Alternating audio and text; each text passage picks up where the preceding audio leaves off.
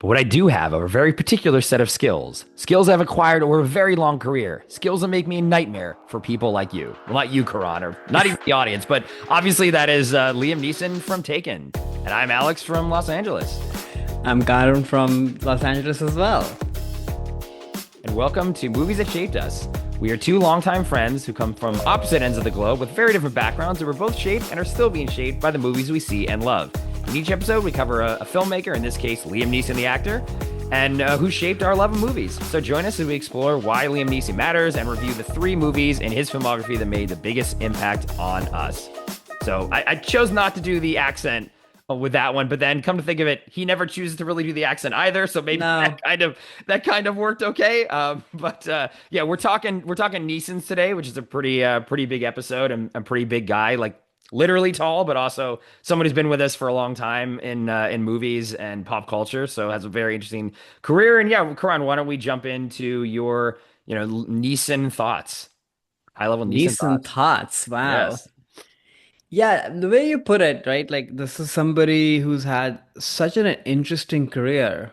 He's not a Harrison Ford, he's not a Robert De Niro, he's not a Brad Pitt, uh, but he kind of is like a weird mashup of all of these people. And I was thinking about before the episode that, what is the relationship that I've had with him? And I feel like every phase of his career has made me think of him in like a totally different way. Hmm. So I think growing up, my impression of him was this sort of serious, dramatic actor, tall and imposing, masculine, and that was sort of the energy that I always carried. And then, as I got older, and I'm sure we'll get into those movies, but the Taken movies sort of completely transformed him into an action star, and it's so interesting to think about in the context of the previous drama films to see him as an action star that even though his frame and his overall energy totally lends itself to those movies, you still didn't see it come in. At least I didn't. Like it wasn't that, oh, of course, Liam Neeson is an action star. So it's, amazing that he was able to kind of transform himself and, get this sort of totally new career, really, and Right. that too at a much older age, because a lot of action stars, they were action stars even before. But that's pretty fascinating that he's able to do that. But I think my overall take of him after watching some of these movies, and particularly the new movie, is that he's also kind of goofy. And this is not just because of Naked Gun, but just in general, even in some of the very serious performances, now that I see it a little bit more as an adult, I'm like, what are you doing? Like, I don't know if this energy belongs here, but sure, I'll take it. It's not something that I expected to feel because I have always known him as an action star or as a serious dramatic actor. But I think there's like a whole other layer of just him being a goofball, a giant goofball, essentially. So I think he's great. It was so fun to, think about his movies, rewatch his movies, and then also fun to see him, back in the conversation and potentially reinventing his career all over again with this new one. Right, the new Naked Gun. Yeah, yeah. It's he has a very interesting career in terms of where it's gone, like you said. And for me, we'll talk about the Phantom Menace, and then Batman Begins is another one for me too that kind Right. of fit in this mold of I always sort of saw him as this perfect kind of like mentor character of someone who is guiding the hero, but not in a way where it's like this person is following the rules or anything. It's more just like this a rebellious kind of uncle. The uncle who's Yeah. like, yeah, you can have the candy, it's fine. Like, but let me teach you actually what your parents aren't actually gonna, tell you what life is really like, kid. Like that kind of mentor. I mean, the Qui-Gon character definitely is that in Phantom Menace, and then Ducard and Ra's al Ghul and Batman a little bit too of this mentor character, but who's also like doing something different. And he is uh, Irish Catholic, but raised in Northern Ireland, which was Mm. obviously under the British occupation. And I wonder if that this sort of like rebellious streak in him, which I've also seen in a lot of his personas and characters. I wonder if it somehow comes from that. This being Mm. raised in an environment where he was always the outsider because he was Catholic in a Protestant area of Ireland. But I like that's always been sort of a part of a lot of his characters that I've always appreciated. And like you said too, like the relaunch of his career as this action star, I think it's just been great. And this whole he kind of created, and we'll get into Taken, so we'll get into a little bit more later in the episode. But this whole genre of what I kind of consider like dad exploitation movies. That he's the sort of the start of that, but there's so many of these now. Even this new Nobody 2 film is like Exactly. basically That's exactly what I was thinking of. the Yeah. same thing. But like I loved Taken and Ice Road and Cold Pursuit the Gray and The Commuter and all these movies where he's now this just like guy, sort of everyday man stuck in a situation, but has a certain set of skills that he can Yes. use to, to get around these things. And that to me is like the more fun, the goofy side of him actually comes across in these movies because these aren't self-serious films. No. These are all kind of a little bit silly B movies anyway. And I think that goofiness that you picked up on that he does so well lends itself to that type of film. So I think yeah, he's a really cool guy. I really like him a lot. And actually too, just on a personal note as well, like I think I've mentioned it. Yeah, we did a whole episode on dogs. So I do have a dog. His name is Oscar, and I'm such a Neeson fan that I wanted to name him after a Liam Neeson character. So he's actually named after Oscar Schindler, which we'll get into Schindler's List too. But that's just how much I love Liam Neeson. My dog is everyday testament and an honor of what a great career this guy has. That's amazing. Yeah, as he was talking about the rebellious part, it made me think of he kind of has a twinkle in his eye, Yes, like he's right. up to something that Yeah. and that makes him goofy, but also kind of adorable, but also kind of clever and smart. So Hmm. it's all of those things. It's a very unique performer. Yeah, it's like he's never gonna follow the rules. Like you think he will, but maybe he'll follow like 99 of them. But there's that 100 rule that he's just gonna break for some reason in terms of the plot or the character or Yeah. what have you. But I think that yeah, it's like that little like Irish twinkle in his eye a little bit too, and that he's such a great guy. Yeah. Big fan of Neeson's, and then really fun to see him again stretch his career in these new directions. And now the newest one is a straight up comedy. So why don't we jump into The Naked Gun, the latest Neeson film and the first outright comedy? I think he's done. I think right. I would think so. But yeah, I mean, this is directed by Kiva Schaffer, starring Liam Neeson, Pamela Anderson, Paul Walter Hauser. Quick logline: only one man has the particular set of skills to lead police squad and save the world. I love that the description is sort of a rip off on the Taken That's great. description. Pretty Yeah. great. But I guess before we get into this movie, what is your relationship with the Naked Gun franchise? Had you seen those movies before? Yeah, yeah. So this that franchise and then also that type of like the Zucker Abrams humor Spoof. was the spoof, but also just this silly like Airplane, Top Yeah. Secret, Hot Basketball, Shots. right? Hot Shots, Part Deux, UHF. I know that's not theirs, but falls into that same type of humor. Was my thing as a kid. I love that silly, goofy humor. So I'd seen all the Naked Gun movies, all the other ones we mentioned. Best, definitely more of a fan of Naked Gun 2 was always my favorite one. And Leslie Nielsen was just one of the funniest guys ever. Like, especially as a Right. kid, like growing up in the 90s, like he was the biggest comedy star, especially for children, because these movies were so silly. Even though they had Hmm. more to them, they weren't just like silly stupid. They were very silly smart, and that's what makes the Yeah. the Zuckers and Abrams so talented.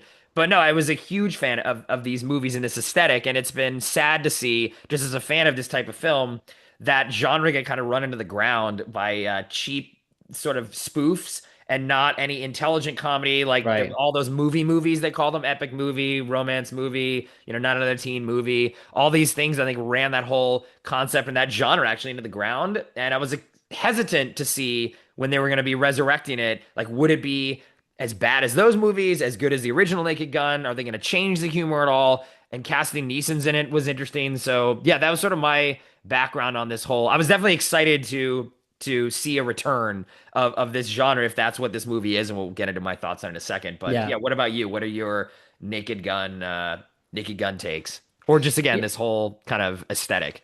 Yeah. No, same pretty much. I mean, these kind of movies hit us at the right age, right? Yeah, So I remember so many college dorm nights, like these movies playing on people's computers, and there's a silliness, but the cleverness, but also like a sexiness to these movies too, which, Hmm. hits you really hard when you're at that in that age group, if you will. So, and a good fun time, Oh that yeah. they're great hangout movies in my mind. Whether you're watching it in your dorm room or you're going to the theater and laughing out loud and you know what you're gonna get, but they were never like asinine, which to me is pretty important. And I even rewatched some of them in preparation for, this movie coming out. And at least the first one, I didn't watch the second and third one of Naked Gun. It still holds up, Oh yeah. I was very hesitant. I was like, oh my gosh, I don't know how this would feel. I haven't watched these movies in, I don't know, 15 years, 20 years, but it totally holds up.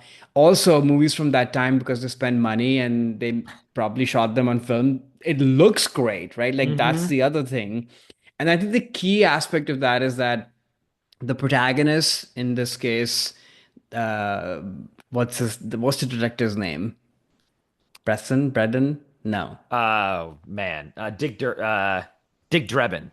Yes. Yeah. Uh, he is so serious and so committed to what he's doing. And I think that's a key aspect of everything else that's kind of going goofy and crazy around him. And Right.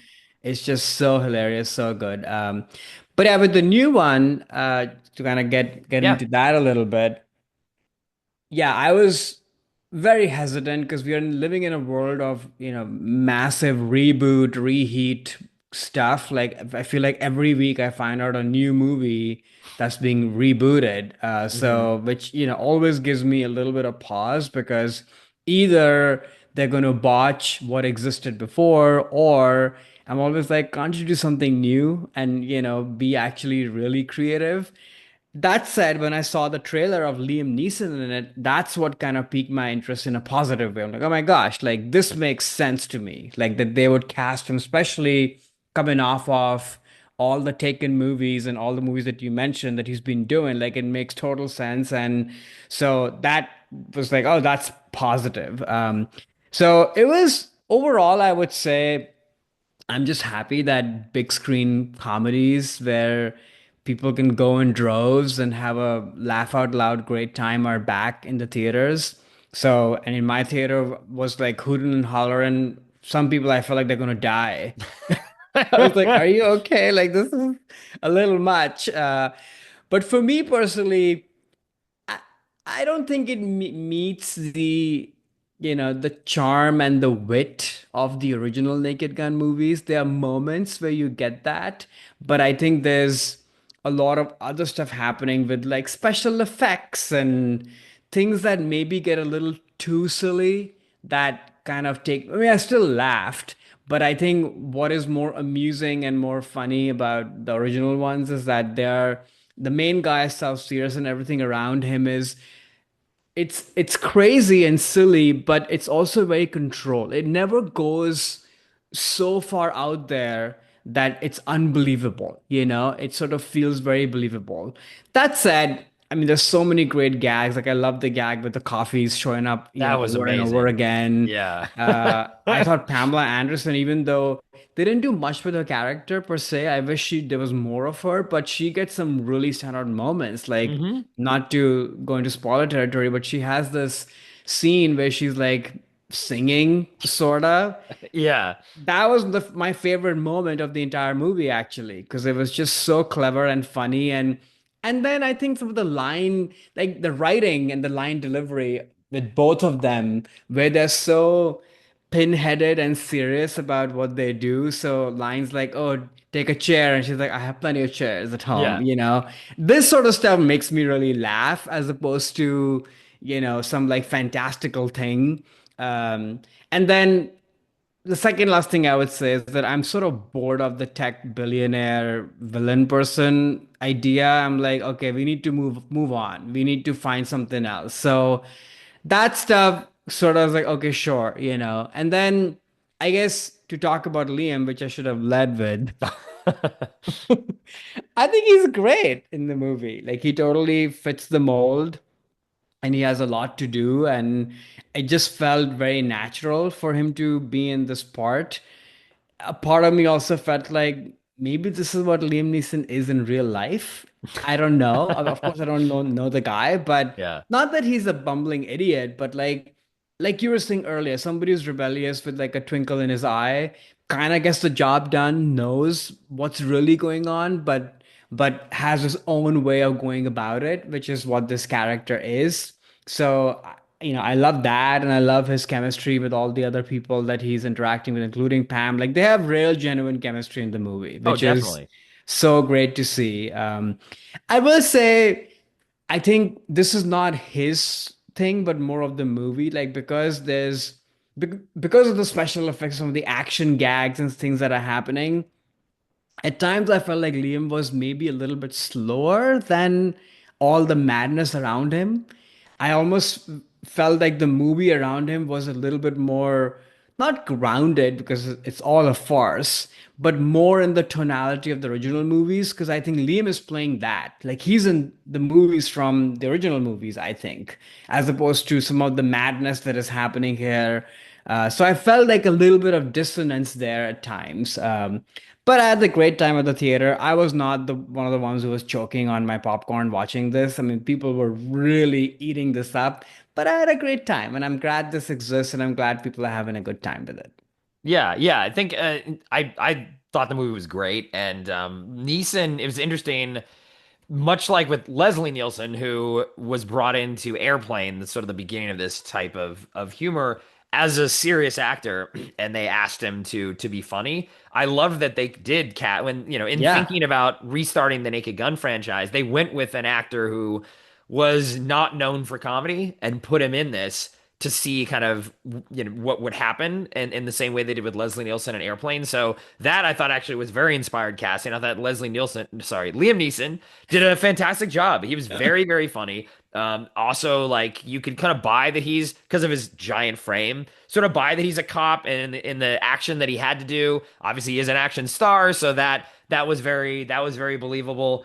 But he's very good at because I think so good at the physical action. He's also very good at physical comedy. Because the yeah, great thing about these movies is they have sort of a mix of all these different types of comedy. There's like physical comedy, gags, wordplay, all these sort yeah, of things. And I think Liam Neeson could do all of it, honestly. And I thought it was a very good honoring the Leslie Nielsen performance while not also trying to copy it. I felt that yeah, Leslie Nielsen's Drebin was he did a lot more like mugging in a good way, mugging, like pulling funny faces and sort of being like more ac- very expressively goofy in certain situations, which actually I like a lot. Like yeah. I He's think he great. does a better job than Neeson if I had to choose between the two. But Neeson wasn't trying to do the same thing. He was bringing kind of his own spin to it and trying to ground a little bit of his character a bit more. That I thought was good. Like he didn't try to go the exact route that Leslie Nielsen went, which I thought was great. I mean, I alluded to this in the very beginning of the movie, or episode. I think Liam Neeson is probably the one of the weakest actors when it comes to accents, like ever. He just can't ever do any accent whatsoever. And in this movie, especially, for some reason, it felt like he was in physical pain trying to hold back his Irish accent. Like it was so like, I'm trying to not, speak Yeah. American.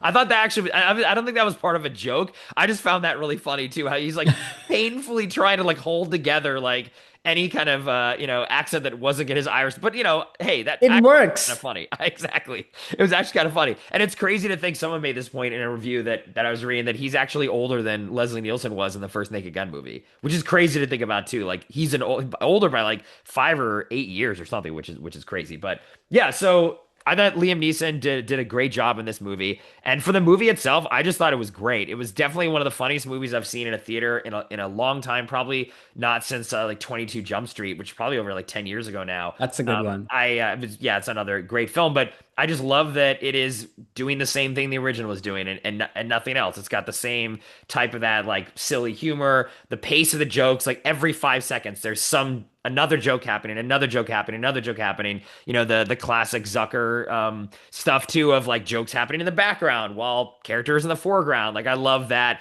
You know, there's this one moment where they're walking to the police station and the police officer had arrested these like little kids with their lemonade stand, sort of like walking by and like that is just so I don't know, just like those little sort of visual gags I thought was really funny, and they did again a great job of mixing the taking things seriously while having humor in it as well. And I definitely was several scenes. I don't eat popcorn in movies, but I was proverbially choking on my popcorn. I love the line that I there were two lines I thought there were my favorites. One was a line where Liam Neeson's getting framed in this particular scene, and he has this line about like I feel like I'm an idiot's completed jigsaw puzzle about to be framed. And I don't know, for some reason that joke amazing. And then the Bill Cosby joke Oh was the one that yeah. like my entire theater was absolutely dying. And that was also great physical comedy from Pamela Anderson, which is like Yeah. spitting the drink back into the glass. So that Yeah. that was also very ballsy of like okay, like a Bill Cosby joke. That Yeah. was great. And the whole Black Eyed Peas scene too, I thought was fantastic. Let's get retarded in here. And then they're doing the Yeah. whole Black Eyed Peas thing. I thought that was great. So yeah, overall, I had a really fun time with this film. They updated the right things and they left the classic stuff classic. And I hope means that studios and Hollywood will be more amenable to showing actual comedies in the movie theater too. What I guess one final point on that too.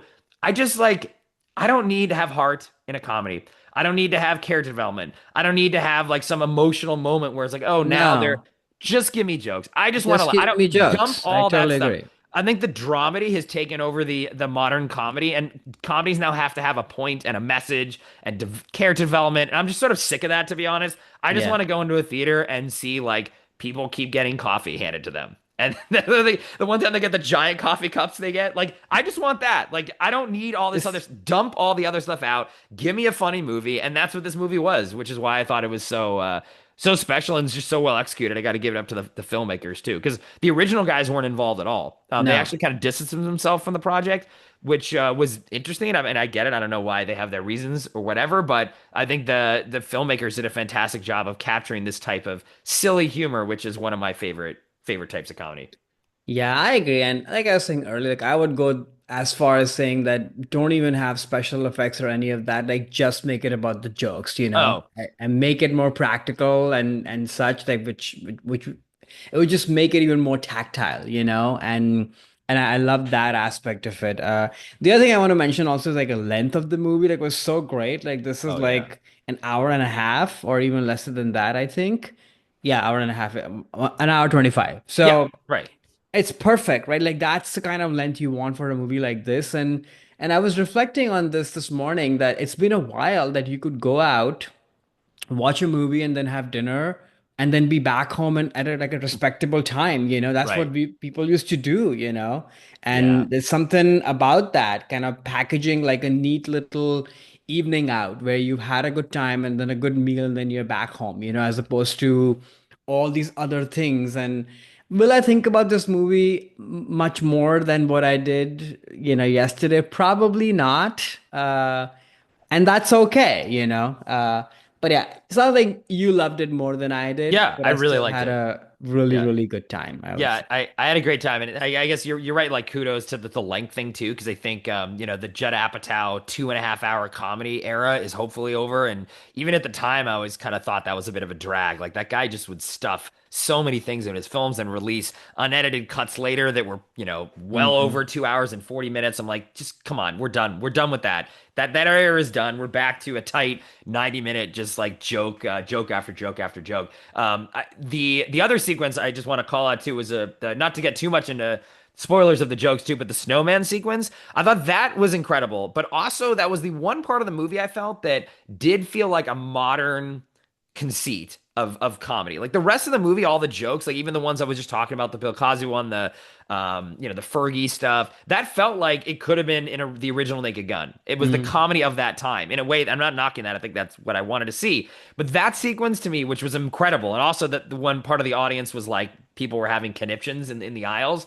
that did feel much like a Tim and Eric style comedy or something from Adult Swim from like 2015. Right. Or I don't know if you ever seen that famous skit, Too Many Cooks. That was a digital skit from about 10 years ago. It felt like that type of humor. And I actually Mm, liked that the rest of the movie wasn't trying to give you like 2025 type of humor. It was just going back to this original Naked Gun style gags, except for that one sequence, but it still really worked. Like yeah. it still didn't feel misplaced or out of sorts or like not honoring what the original Naked Gun franchise was about, but added a little bit more some modern sensibilities into it. But I like that the rest of the movie wasn't that, and they didn't try to update really anything. They're like, hey, look, this other than the look of it, I think they were trying to go with a take on like late 90s, early 2000s action movies versus the original Yeah. Naked Guns, which were obviously based on a TV show, Police Squad, but the Police Right. Squad TV show was based on like 70s and 60s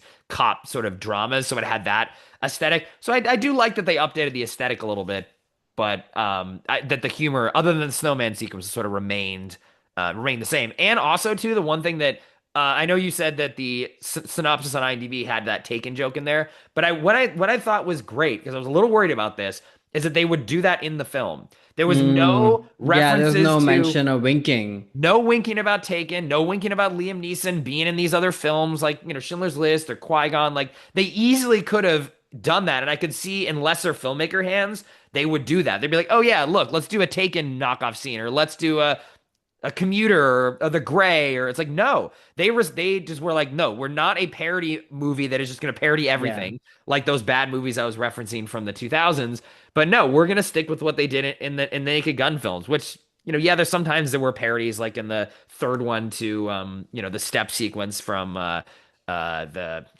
De Palma film Untouchables, but Mm, they weren't parody films in that sense. They were more these spoof films. But I thought that was just I couldn't incredible agree restraint, more. and I Yeah. love that. And I was honestly yeah. like, oh god, if they do, when are they going to do a Taken joke? I know they're going to do one. When is it coming? Do not touch it. I loved it. Yeah, I couldn't agree. I mean, this is the problem with movies, I mean, the superhero movies have really brought this kind of sensibility, right? Of like Right, right. Hmm. self-knowing and really winking and in my mind, the movie sort of stops in its tracks when you do that because now you've taken the viewer out of the movie and the viewer is thinking about Liam Neeson in the Taken movies. They're not thinking about your movie, right? Right. So or whatever pop culture gag you have, they're thinking about that. So I don't know why they keep doing that. And I'm so glad they didn't because in a movie like this, that would have been even worse because the movie is sort of pitched at a higher frequency anyway. And on Right. top of that, if you do that, then yeah, you're out, I think. So yeah, no, that was really smart. Also, the last thing I want to say is that it's good and fun to see. I don't know how else to put it, but people sort of looking their age, even though they both look really good for their age. But it's good to see we don't have that, people who are older, they don't look old. Who looks old in the movies? No one looks old. Right. So, and still look good. And I don't know, there's something about the two of them, the way they look and their chemistry. It's a big part of that. And Liam's character, like Drebin is an older guy, and um Leslie Nielsen famously had these you know, platinum blonde hair, which Hmm. adds a sense of gravitas and is part of the character that you look at this person and you think, oh, they know what they're doing. Hmm. And actually they don't, but they do. Right. So Right. I love that aspect of that there's somebody who's a little bit grizzled, has been out there, earned his badges, if you will. Totally, and even the age pairing between Pam Yeah. Anderson and Liam Neeson too. I Yeah, think that both. casting an actress like Pamela Anderson, who isn't necessarily even really known for comedy either, Or as much acting. or acting, yeah. Which actually I think she did a fantastic job in this. This is I'm like, oh, great. I think she stole the movie in my mind. maybe she should have a career in comedy, and that was her mistake all this time trying to do these other things. Yeah. But I just like that it was more of an age appropriate relationship where also they weren't trying to make her look younger than she was either. I think you're totally right, and that kind of goes back, I guess, to the original Naked Gun movies too. I mean, it's not like Priscilla Presley was some 20-year-old, who was with Liam Neeson. So, or sorry, Leslie Leslie Nielsen. Nielsen. So, maybe they're going a little bit back to that. And I did love her cameo in the film. And then That was there was great. some good subtle. I don't know if you caught, and when they went into the jazz club, and there was the stuffed beaver in the front. So like Oh from yeah. the nice beaver scene in the Naked Gun. So there were Yeah. little like, references here and there, but they also weren't trying to lift whole sequences or make too many references, which I also like too. I thought that creatively this movie just nailed it. Like the writers and the director behind this, just everything I thought was spot on. And I hope this means a whole new Naked Gun franchise and maybe a return to comedy, real comedy, not comedies where I'm supposed to cry at a scene or something like that. Real comedies back in theaters again. That would be great. Meaning you don't want the bear as the comedy I don't. show? No, I Yeah, don't. No, I yeah. don't. I think comedy Not a should be comedy. funny. Yeah, just Not a funny. comedy. Yeah, Yeah, no. exactly. All right. With that, I think it's time for us to jump into our segment where we go over our top threes. So, the first one that we talk about is our first love. This is when we first really met, quote unquote, with this filmmaker or actor or whoever, and they made an impression on us. The second is the masterpiece, where we go over a movie of theirs that we really think, and the performance of theirs that we really think is a masterpiece. And the wild card, where we kind of talk about a performance or a movie where they've taken a big swing that either worked or didn't work. So, with that in mind, the first one is, I guess, me, What First do you, Love. that's right. What is your first love, Karan? Okay, so my first love of Liam Neeson is a movie, little known movie called Love Actually from 2003, directed and written by Richard Curtis, starring a million people, including Liam Neeson, obviously, but Hugh Grant, Emma Thompson, the list goes on, Keira Knightley. A quick logline follows the lives of eight very different couples in dealing with their love lives and various loosely interrelated tales, all set during a frantic month before Christmas in London, England. So, it's funny that for me to even put this movie on Liam Neeson's kind of list of movies, if you will, Hmm. but yeah, this is the first time I saw him in a movie, and this movie was huge and still is. If you are, a Christmas movie person or a rom-com person or what have you, and there's so many memes from this movie, but Liam's segment, which is this dad who's lost his wife and has this kid who's trying to make an impression on this American girl in his school. I just found and still find that story just so tender in this movie where so many things are happening, and it's all pitched at a higher frequency, obviously. But and we'll talk about, and we can talk about some of the other segments, as we talk about the movie, but I find his segment just the most grounded, even though it's all pitched at a high frequency, like I said. And there's something about, like you were saying earlier, Liam Neeson's dad energy, even though he's not older, he looks great Yeah. in this movie, but there's like a rebellious twinkle in the eye thing to him, like you would expect. And even the son, I mean, it's kind of part of the plot of the movie, where the son is like, "Oh my gosh, you would not get this," or you would maybe judge me because you would expect me to be depressed about, my mom's passing away or what have Hmm. you. But instead, Liam joins hands with the son to and the performance is goofy, but also very subtly grounded, I think, where and it's emotional and moving to me, where the son is sort of, and this whole thing of finding the son's girlfriend is Liam's character's way of also coping with this loss that we've been through, but it's never spelt out in like a, big way. There's no monologue, there's no big emotional scene or anything like that. Like, but you see it in Liam's face and his body language and the relationship that he's forming with his son as they're going on this adventure, and just how happy he is, for his son to have this experience in this moment. So I don't know. I talk about kind of dad energy, but caught me in the right age, I suppose. So I love Liam Neeson in this kind of energy where he's not beating up people, but probably could, but it's Yeah, just yeah. like a sweetheart, you know? Yeah. What about you? I'm sure you watched this movie before. Yeah. Well, we'll save. I'm definitely gonna rip Yeah. this movie apart because I really dislike it on every level. We'll save that for a bit. So we'll talk about the Liam Neeson piece of it. I agree that this is, I think, the segment that is the most heartwarming, actually, for sure. And the interesting thing about the structure of this movie, because it's going into a lot of different, I think there's like seven or eight different storylines Eight. going on, eight, right?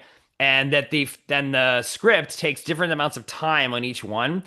So some of them get a little more, some of them get a little less. This one is not very long in terms of minutes on No. the screen, which means that Liam Neeson has to do a lot more then to sell you on his character, what he's been going through, which honestly now is really kind of going back and watching this movie after his own wife suffered a tragic death Right. too, is, years after the filming of this, but it makes it like more sad to see this. It's Yeah. like, oh yeah, in 5 years you're gonna have to go through this yourself with, it's really sad to think about. But I think his character is so with the amount of screen time he has, which is not much, he's able to do a lot and bring you were saying too, that sort of dad energy. But because he's a stepdad, it's not the same. Again, it's that little more like distance and rebellion again, like that I associate with Mm-hmm. like an uncle figure or a mentor figure. I think he does that to the kid really well. And you care about, or at least I do, which is rare in this Yeah. film, care about the actual character and want him to find sort of like peace with you never really obviously get over a death like that, but you are willing to accept it and find a way to be able to move on from that. And I think he, with the limited amount of screen time, does a very good job doing that. And I think this might be one of the few movies where he doesn't have to put on an accent, so that's a positive. It's just his real accent, which is Yeah. nice to finally say, just accept it, Liam. Like, it's fine. Like, I love Irish accents. Just Yeah. stick with that. Don't try to do anything else. But no, I think this is definitely the best, or one of the two segments in the film in terms of storylines that I do think work for me and kind of capture what I think the movie is trying. Well, not what the movie says it's trying to do, which is this message of love and how love is all around. The other storylines, it makes me feel love does not exist, except for this. This is one of the ones I'm like, okay, maybe there is love in the world, and we are good people at the end of the day. But yeah, I think it's good fun to think about just the Liam Neeson part of this movie. So it's good to rewatch it and just kind of like try to be like, okay, when is he coming back to like focus on him. Yeah, which is, mark of a good performance, obviously, Totally. that, you want more of them. But yeah, it is sort of like, yeah, he's barely there in the movie, and I wish the storyline was a little bit longer. But to get in the movie, I mean, this movie obviously has like staunch defenders and people who just absolutely despise it. Yeah, yeah, Uh, yeah, yeah. It's I'm very somewhere convincing. in the middle. There's some storylines that I actually find charming and fun, but others that really drag.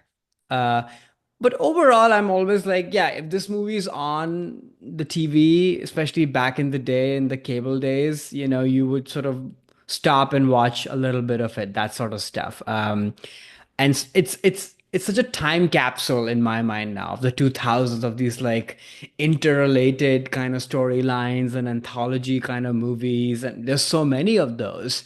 But I think what the movie does get right, maybe not so much the love theme, but this whole London, Europe, Christmas, like all of that, even though it's very saccharine and it's being shoved down your throat, it's still a good time overall to me.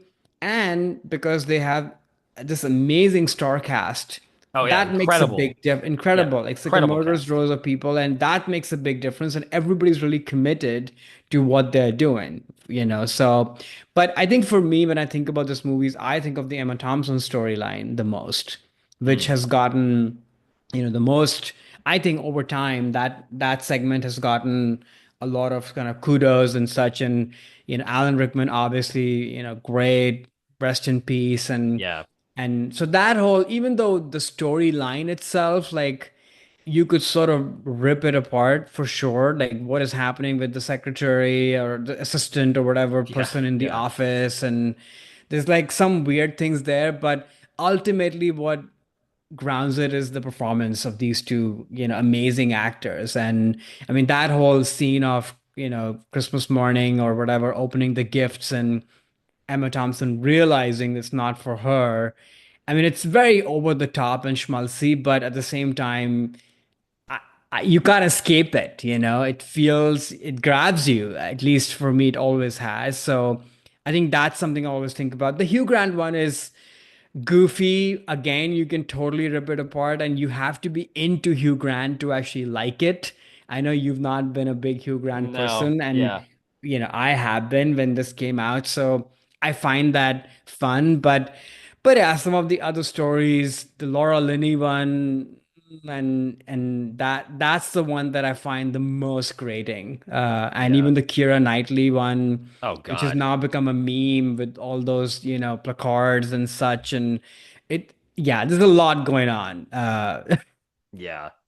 Yeah, and but I think you cannot deny that the cast is incredible and they're Yeah. all doing a great job. And actually, in a way too, like there's nothing I have wrong with like the dialogue is actually good. It's just Yeah. I find an issue with the actual story of Yeah. each of the actual stories, which is surprising to me too, because Richard Curtis, who wrote and directed, actually, I think this is the first film he directed, but he's a screenwriter, does some of the best comedies I've ever seen. Mr. Yeah. Bean and Blackadder might be the best comedy show ever made. So I'm a huge Richard Curtis fan. And For for some reason, weddings. Yeah. Four Weddings, right? Yeah, yeah, yeah, So exactly. good. Just what a just absolute just like whiff of the ball here. I mean, I just again, it's like the movie sets up this thesis about how love, is everywhere if you kind of look for it. And then you look at each one of these plot threads and the love that they're showing is like not it's like sort of negative, toxic love, problematic love. Like there's nothing in any of these plot lines and I'm like, oh, that's actual genuine love.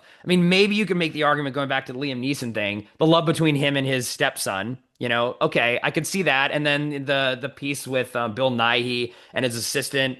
That okay, like male to male love, not in like a romantic sense, but like friendship love. Those are the two I could sort of see the arguments working for. I mean, even with the kid, honestly, like I mean, this is just me. Like I don't think that children can experience love. So I don't really get like into little kids falling in love. I'm like, that's not love. You're 5. You don't know No, what, but I so don't it's think they mean that. It's just yeah, infatuation. But yeah, to me, no, it's I know. infatuation love. Fair, but just don't put in the film that. And but I do love the balls of the movie starting. This is a romantic comedy. And they're setting the stage and they're trying to get you in the mood. And to drop 9/11, I love the balls of that. Like we know what makes you feel romance and like fuzzy inside. Let's My throw God, 9/11. yeah. We got to talk about 9/11 right away. And this was like so soon So soon, after it yeah. passed, like two years afterwards. And actually, in fact, too, so when this movie came out, I was living in London at Oh, Christmas. So I sort of felt like I was, in a Wuhan market right before COVID. Like I saw the beginnings of what this thing that happened before it was unleashed on the world. But I do think that it does capture this, like the aesthetics of it. It definitely does capture what it's like to be especially in the UK, like around Christmas. And I love the soundtrack. That's the thing I like the great best about this. It's soundtrack. got the Girls Aloud and the Sugar Babes and like Smooth by Santana. I'm like, oh yeah, I Yeah. remember this time with like all those It's such a songs time capsule. yeah, that piece I like. But again, the actual plots of these things, the Laura Linney, like you explained, that storyline, it's like, can't you just be with someone? Like, why are you ruining your entire life for the sake of like That makes no your sense to me brother? why this is Complete happening. completely doesn't make any just It's explain to the guy, like, hey, look, I have a brother who has some special needs, and sometimes I have to go, and he'd be totally understanding. Like, why yeah, and and in your fact, brother like would in want you to being do that. thoughtful about somebody in special with special needs, like it feels like they're kind of mocking that in a way, because Yeah, yeah, that's sort of the joke. Oh, not him again. He's calling again. Which right. I don't even know if this would happen in real life. I don't think so. Maybe, but yeah, just the whole thing But is just that's it weird. stops the whole movie in its Yeah. tracks to Yeah, I, me I don't always. that doesn't make any sense. Like Colin Firth, who's an actor who is great, and I love Colin Yeah, Firth, but you know, his love interest, he can't talk to her. And she cooks I and get cleans and does that. everything for her. So it's like, okay, this is the perfect woman. You don't have to hear her talk. You don't have to talk to her at all. She cleans for you, she cooks for you. She's basically like her assistant and your slave, and now you get to be in love with her. Okay, great. This is perfect. So easy. And No, then I that's get it's that like a little what? bit. And then the Hugh Grant thing too. It's like he is a politician who is her boss and a celebrity already. It's just not like he was some no-name guy. Like it was sort of be, like someone really famous now becoming the prime minister. So there's this weird power dynamic there that Right. I just feel like that's not real love or a healthy love or any relationship that anyone should be condoning one way or the other. And then clearly the Keira Knightley thing is just like batshit crazy. That Yeah. this guy is like absolute creepily obsessed with this woman. And you're supposed to think that is somehow sweet in any way at all. And that she kisses him and sort of, I guess they're like, hey, look, we're just gonna be secretly, you're gonna be secretly in love with me, and that's fine. I'm still gonna like never tell my husband and just sort of like we're still gonna be hanging around.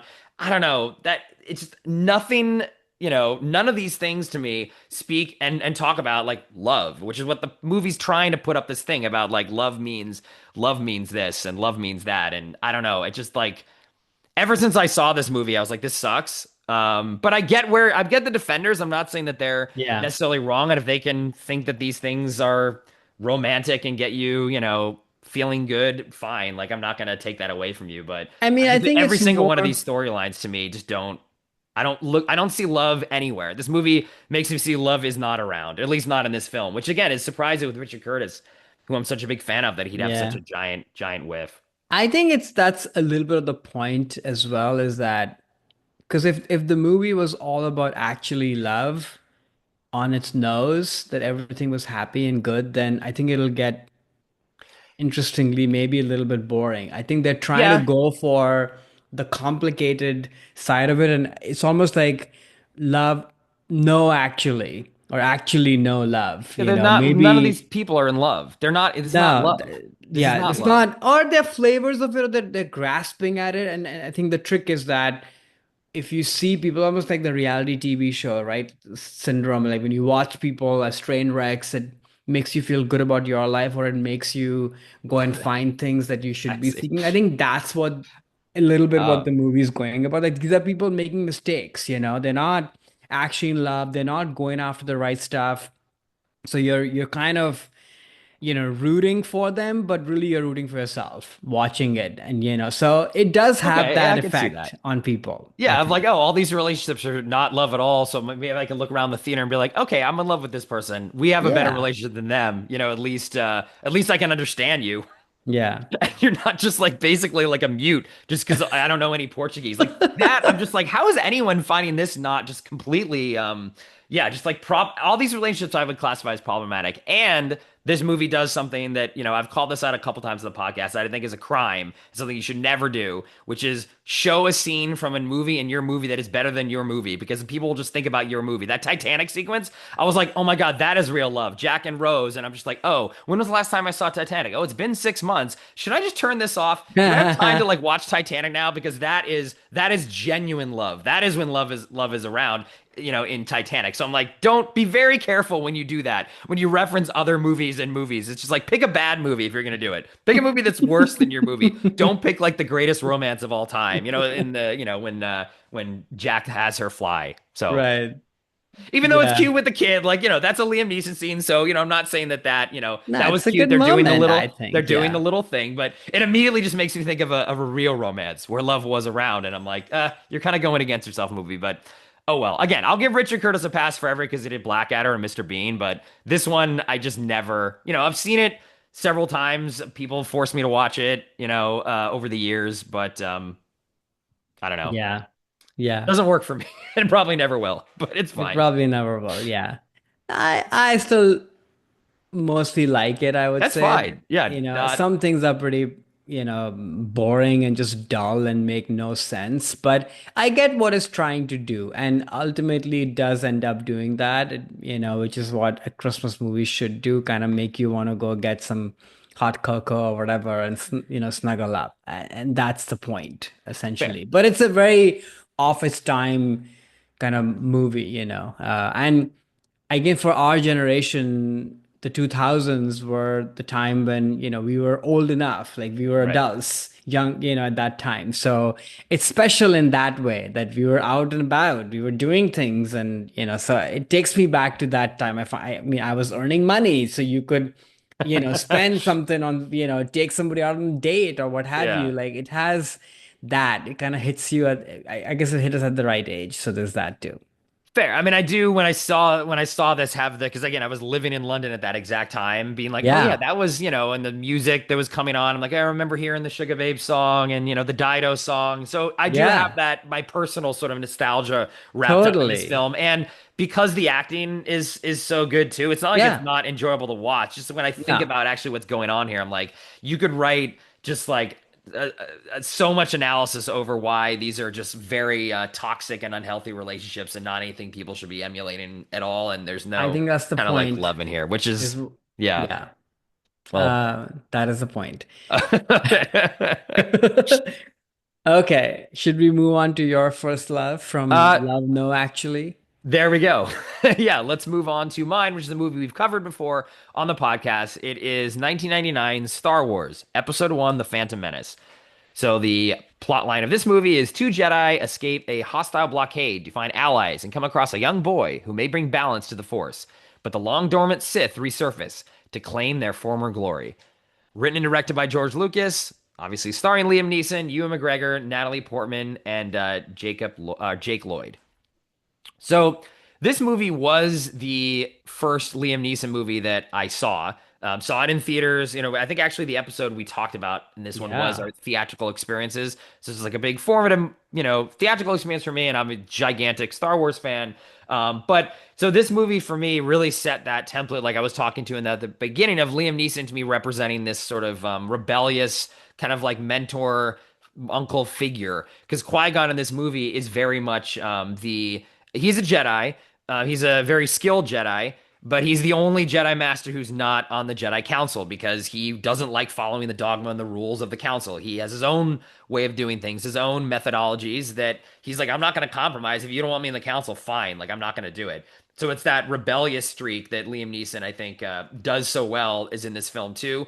He is basically playing this, mentor figure to not only Ewan McGregor's character of Obi-Wan. I love their dynamic in the film, Hmm. but also to Jake Lloyd too, who's the young Anakin Skywalker. He sort of takes him under his wing and realizes, yes, he has these powers and he's going to be the chosen one, but he sort of he didn't have a dad. Anakin Skywalker has no father, famously. So Qui-Gon is kind of playing that role a little bit in there, which Neeson is too. You also get to see his physicality. Like there's an incredible Hmm. lightsaber sequence in the movie. He's a very tall guy. He's believable that he can do all this stuff. And at the time, we hadn't seen sort of young Jedi in the prime do anything. So as Star Wars fans, we didn't really know what that would look like. We'd only seen Darth Vader kind of like walking around, or like the old Alec Guinness. There wasn't any Hmm. sort of acrobatics in here. And Liam Neeson delivered that in spades in this film too. And I just love the his sort of philosophy about like living in the moment and not getting too caught up on all the rules and thinking about the future and all these different things. Like pay attention to now, like your life you're living in at each moment to a moment. So even for me, it's like Qui-Gon. I think his advice is advice that I sometimes use in Yeah. my own life too, to think back to what Qui-Gon would say. So yeah, for me, he's not so much like I only ever think about him as Qui-Gon. It's like when I see him in other movies, I think of Qui-Gon. But to me, it set that template of a mentor character that every time I see Liam Neeson, that's sort of what I think of as like this guy who's like a little bit rebellious, but is doing the right thing. And yeah, that's Qui-Gon sort of set the template for that for me. Yeah, What about totally you? makes sense. And especially after, coming to this thesis and watching a lot of these movies in succession, I was like, oh yeah, maybe this is where it all started. He has that energy. But I think in this one, because it's Star Wars and Hmm. it's pitched in a different world and there's costumes and, hair and literally hair and Yeah. all of that stuff. It's fun to see him in that light. Like it's still similar energy, but little rebellious and uncular, but also with twinkle in his eye. All of those things are all there, but I don't imagine him in like a period piece Mm. costume. Mm. Other than of course Schindler's List, but Right. that's so different that you almost don't think of it in that way. But so it's fun to see him that he can actually for again, there's no accent or anything, but he can transport and transform himself into a different time period and still feels that he fits in the world totally, and I think this movie overall, has question marks and what have you, but he is my favorite part of the movie. Whenever he's on the screen, he draws you in and it's fun, and part of it is the character, part of it is the physicality, like you were saying. Like it's you want to sort of be in the scene with him to Hmm. see what it might feel like to actually hold a lightsaber and play with it because he makes it look so believable. So Yeah. and then the dynamic between him and Ewan McGregor is amazing. So that's really fun. And he wasn't there in the in the series that No. Ewan McGregor did, right? Yeah. I don't think he was. Oh, you mean the TV show? He The does TV make an show. appearance in the very last He episode. does. Okay. The first time he comes back since this film, on screen at least, there's a little brief, "Hey, Obi-Wan, I have much to teach you" line. Yeah. Oh, I see. Okay. Yeah. Yeah. How was it to see them together? That show is bad. That's I what I've really heard. didn't like the show, but seeing, I mean, Obi-Wan is my favorite Star Wars character, and I love Ewan McGregor's portrayal of it. So just seeing him back was great, and I love Qui-Gon too, as we were just talking about. So Mm. that moment is worth the less good of the rest of the show, which is kind of a creative misfire Uh, in my opinion. But it was a great scene. I mean, he looked the same. Like Neeson came as like a Force ghost and is like Obi-Wan, and he's like Qui-Gon, and like they had this little dialogue, and then sort of like walks into the desert and sort of like disappears. And uh, so it's you can look it on YouTube. It's like a minute and a half maybe. okay. I'll It's look fun it to up. see, and he does look the same. He's still the the same old Qui-Gon with the same old long hair. But in Nice. terms of the film, I love this movie, and I know it has a lot of detractors, similar to like Love Actually. There's defenders and people that don't like it. But to look at it a little more to remove sort of my love of the film, I do definitely think it is kind of unarguably, and even the people that don't like it do agree that Liam Neeson's the best part of this movie. I Yeah. think he is the one of the actors, other than also the actor who plays the Emperor too. Like they're very good at handling the dialogue and things, but I think a lot of the other actors, unfortunately, Ewan McGregor, Natalie Portman, they're just too young, I think, to be able Yeah. to bring anything on their own to, I'll say, like save the script. And George Lucas famously is not an actor's director at all. He barely gives direction other than a little bit faster, a little bit slower. That's all that he does. So if you're a very young actress like Natalie Portman, who I frankly think is the weakest link in this film, she Yeah. just isn't very good at all. There's no safety net there. And Yeah. Liam Neeson is such a consummate professional and such a good actor that like he's totally fine in this, and it's He completely grounds it. believable. He grounds the movie. He's kind of maybe on screen the most actually of all the characters too. True. He feels like he's the main character. It is Qui-Gon's story of finding Anakin Skywalker, believing he's the chosen one, and sort of like setting in motion the entire Skywalker saga in a way. It was only because Qui-Gon believed in this so much, even though the rest of the council didn't. Obi-Wan even didn't. Mm. And which again, I love that dynamic there too, because it's like he's the master and Obi-Wan's the apprentice, but Obi-Wan is more of the straight lace, like, we must follow the rules. Why are you breaking the rules? Come on, like, shouldn't we? Whereas you, McGregor, I'm sorry, Qui-Gon is like, no, like we kind of you have sometimes you have to do what you want, you just got to do, and I just love that. I love that dynamic. So I do think I don't think people even who think this movie sucks, which is a lot of people that do, they can't attack the performance of Neeson in this. He's just No, he's the he's best so part of great. it. Yeah. Yeah. And you're along for the ride with him for sure. But yeah, definitely Natalie Portman, who I do like Me otherwise. too. I think she's great in Yeah, but things. it's this is like they are in like a child play. Yeah, yeah, yeah. And that sort of, and then of course the new special effects and stuff, there's a lot of that that's happening, and the script, and so it all kind of adds up a little bit, and it doesn't feel, and that's the thing, you're on a make believe world anyway, so Right, when some of these things just don't fully land, it's hard to then buy it all, but except when Liam is on screen, then you buy it all. right. Oh yeah, he can sell the dialogue. He has the Yeah. gravitas. It's just that's what makes Liam Neeson so good. And yeah, Qui-Gon, one of my maybe my second favorite Jedi after Obi-Wan. But Great character name as well. I know Qui-Gon Jinn. That's just so Qui-Gon. cool. Yeah, Yeah. what a cool dude. Okay, those were our first loves. So now we're moving on to our masterpieces of Liam Neeson. And Karan, I think you got a pretty big film, pretty great film to talk about. So what is your masterpiece for Neeson's? Yeah, I mean, no surprise. It's Schindler's List, directed by Steven Spielberg, of course, starring Liam Neeson, Ray Fiennes, Ben Kingsley. Quick logline. In German-occupied Poland during World War II, industrialist Oskar Schindler gradually becomes concerned for his Jewish workforce after witnessing their persecution by the Nazis. For masterpieces, since we've been doing this podcast, I'm always trying to find what is the movie that captures this perfect essence of the actor, their persona, but also the world around them, kind of really meeting that. And then for me, of course, as well. Hmm. And I was trying to, get clever with this one that, oh, maybe I should pick something else that's not so obvious and what have you, or maybe go after this more kind of, goofy, kind of uncular, kind of Hmm. rebellious thing that you were talking about earlier. But it's just hard to escape Schindler's List, because this is when I think of Liam Neeson, that is the movie I think of. And you come to find it, at least in this rewatch, which is that all those elements of being slightly goofy, rebellious, of course, they're all in this performance as well, Yeah. actually. Yeah. And he has a twinkle in his eye, which you would not expect. In fact, that is an important part of this character and the storyline, that he's able to maneuver this whole world, which is treacherous and bad, and he's trying to, be the good. He's able to do that because of this twinkle in his eye. But what makes him even a more interesting character is that you're not sure as an audience always, I Hmm. think. Like, he keeps you at the edge of your seat a little bit because you're like, oh, is he going to change, or something bad is going to happen? Can you fully trust him, even though you want to trust him?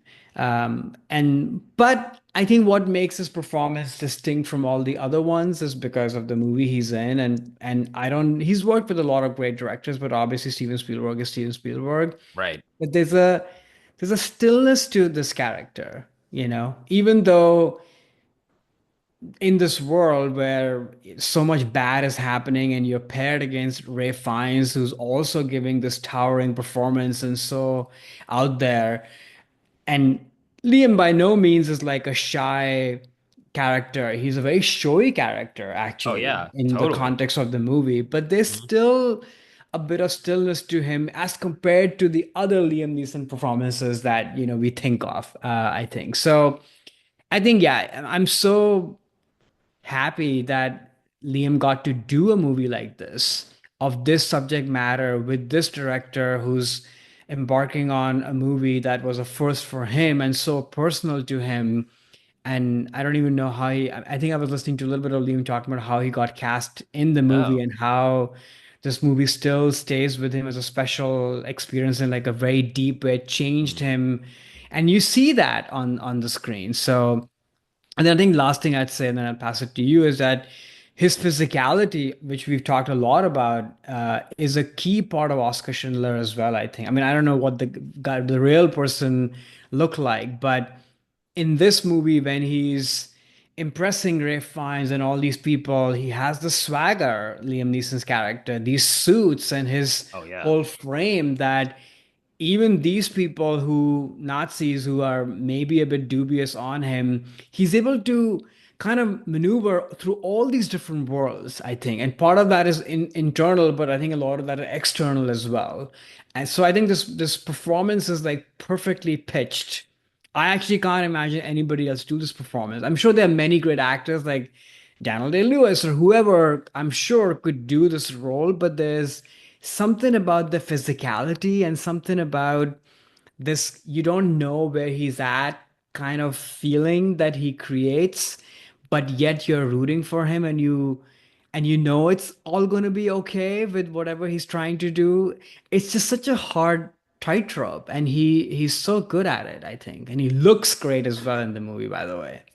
Oh yeah, no, this is a fantastic performance, especially surprising so early in his Yeah, career, and like he wasn't really a known quantity when this film came out, but I think he perfectly fits into what Spielberg is doing with this character, which to yeah, point like Schindler is portrayed at least in this film as yeah, a little bit of like a schmoozer, kind of a bullshit artist, and you don't as the audience he is a Nazi. Like he's a member of the Nazi yeah, party. Spielberg does a smart choice of having him wear the swastika throughout, basically the right. entire film. So you're always reminded this isn't like, 100% good guy here. He is a Nazi.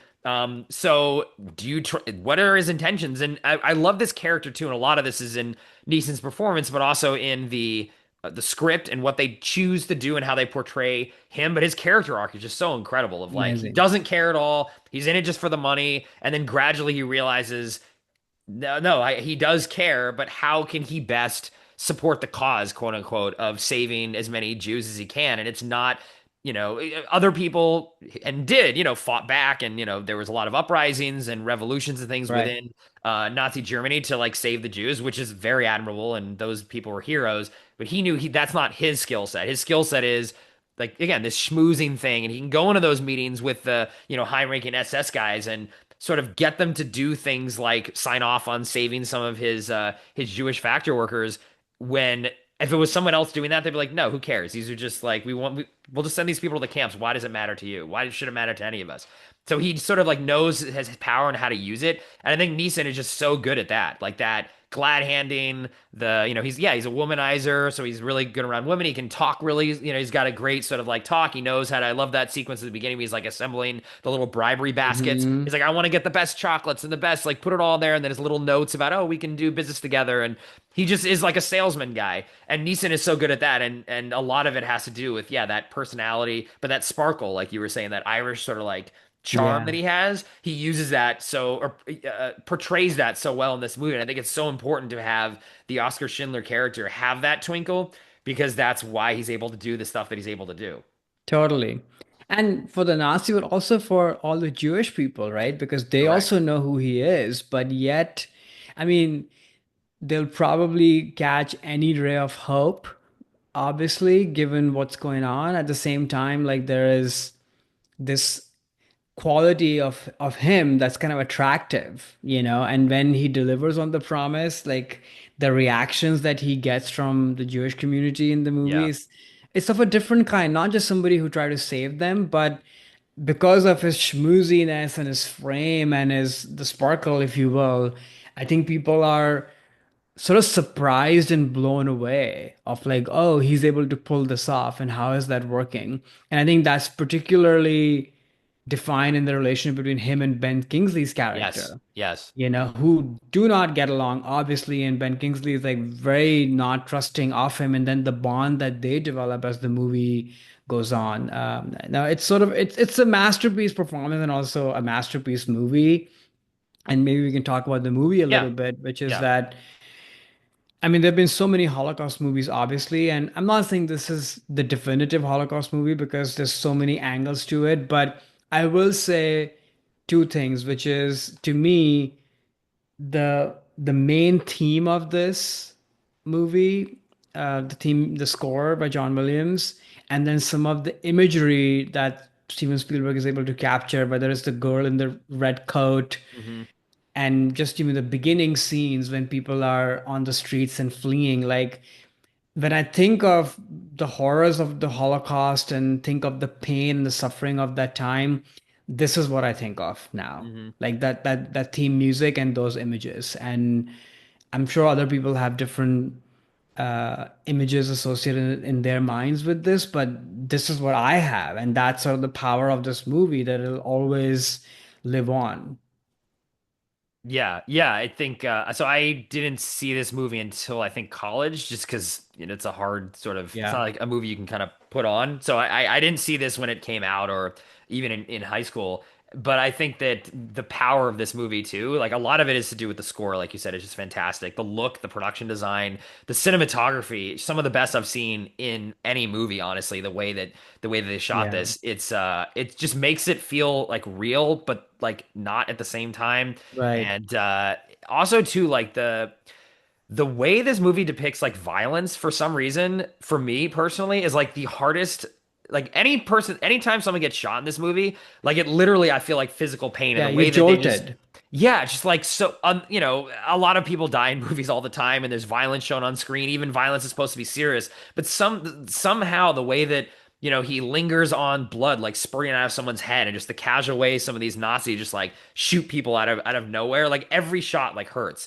And I think Yeah. that is just really, really powerful. And I don't know how Steven Spielberg did it or what he did here, but it's a very moving and difficult film to watch, but a Yeah. movie that isn't like in a weird way too. Like it's kind of like optimistic towards the end. Like they try to find like the one sort of positive Yeah. spin you could do on a Holocaust story, which is someone saving even 100 people. I can't remember exactly how many he ends up saving, or 1,000 or whatever it is.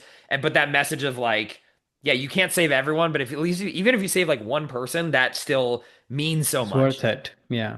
because of all Yeah, the generations that come afterwards, you know. absolutely. And yeah, to that point, like, yeah, it's a very hard movie to watch. It's something that I just don't put, you can't just put it on. But then when you are watching it, I'm always surprised by, I don't know if this is the wrong word. It's not entertaining, but it's captivating A hundred and it's percent. not dull. You No. know, it's not Right. a, it doesn't feel like homework that, oh, I have to Hmm. watch this movie. Like you're swept up in the world with every element. We talk a lot about the mise en scène of movies. Hmm. Like all departments are singing, the performances are alive and electric.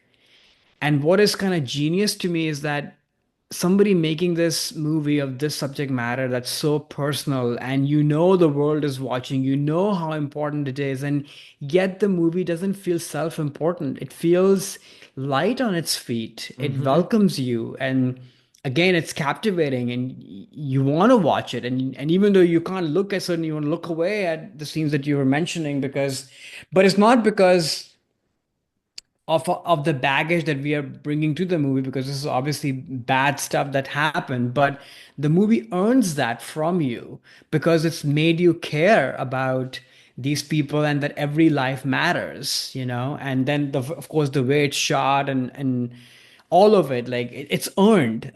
It's not taken for granted that, oh, because they're making a movie of this bad thing that happened and it's heavy, that you're gonna sit down and listen, you know, or Right. you're gonna sympathize and empathize. It doesn't take any of that for granted. It owns it. No, absolutely. I think the way that they tell the story and the story they choose to tell is, yeah, like kind of a simple story about a couple characters, and Spielberg and the screenwriters aren't trying to make some grand statement, even though those things are there. Like they Right. have the clearing of the Warsaw Ghetto and showing some scenes from Auschwitz, but it's not about that as much as it's about how Oscar Schindler is trying to, his character arc, how he's changing, and all the things that he's trying to do within like the Nazi bureaucracy, basically, to take advantage of that to save just as many people as he can. So I think that helps it feel not self-important or grandiose. It's like we as a culture definitely have put this movie up and given it that weight, which is justified again. And I think the Of movie course. is great, and it's obviously an important subject that we need to talk about. But you're right. Like the brilliance of the way that he executed this was the movie's not doing that. It's No. just telling a very interesting and compelling story with great actors and great characters about a very obviously horrible thing that had happened. But because it's not drawing attention to it, then it makes it more powerful, actually, I think. Because you don't feel Absolutely. like, oh, you're trying to do, because there's been a lot of very bad movies about the Holocaust because I think they are trying to be like, oh, we have to carry the torch, like a Jacob the Liar or some of these other movies they made after this. There were so many that were coming, I think, because people were taking maybe the wrong message away. But like, oh, Right. maybe we can make interesting things in the subject, which you can. I mean, there's been some good movies about it, The Pianist, and obviously the movie we Right. talked about last year, Zone of Interest.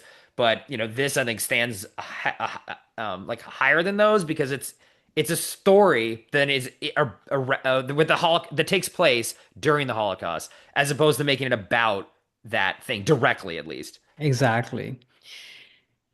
Yeah, it's just moving to me even think about, the movie, and that's the power of the movie, which is Yeah. that ultimately it, because all those other movies that they share the facts, or they are transporting you into this time which was so horrible, or in the psyche of the people who are doing it, like with Zone of Interest, the banality of evil and all of that, which is all very important, and you need to see that too. But given that it's Spielberg, who's often accused of being sentimental, Hmm. I think this movie is the perfect kind of match of that in a way, because you need to, as a viewer, you ultimately need to walk away caring about people and just humanity, Right. and that's Right. what this movie ends up doing. So yeah, it's a brilliant, and it's a movie, it's still, it feels like a 40s movie in a way. It Yeah. feels like a Hollywood picture, which is what I would expect from Steven Spielberg. It's not some art house movie. It has grand sweeping gestures in the red coat or this music and everything, but yet it's not self-important or grandiose. It's Hmm. just kind of brilliant that. And how old was Spielberg even making this movie? Not that old. No, I think it was in early 40s? 40s, maybe early 40s, It's, probably. Yeah, 39, 40. Yeah. my gosh, what are we doing with our lives? It's We're talking about other people's great work is what we're doing, I guess. But no, I mean, obviously, Spielberg is one of the, the the greatest greatest. directors ever, and this is definitely up there in his, Yeah. in my Spielberg top 10 for sure. Though again, it's Yeah. not a movie that I come back to often because of the No. subject matter. But to your point, the second I put it on, like it's engrossing, and I'm immediately, yeah, like in the story, and it's not hard to get through Yeah. even though it's the subject matter is very, very difficult to watch, but that's what the Spielberg magic. Somehow he does it in a way where like, yeah, okay, if I'm watching Schindler's List, it's not like, something that I'm gonna like, okay, it's like a drudge to get through. Yeah. It's Yeah. not. Yeah. All right, I think we're going to have to make a pretty hard pivot from this one to get to That's right. your masterpiece. That's right. My masterpiece of Neeson's is a little bit different. It is the 2008 film Taken. So this movie is directed by Pierre Morel, starring Liam Neeson, Maggie Grace, and Famke Janssen. The plot summary: a retired CIA agent travels across Europe and realizes his old skills to save his estranged daughter, who has been kidnapped while on a trip to Paris. So yeah, so this is a different film, obviously than Schindler's List.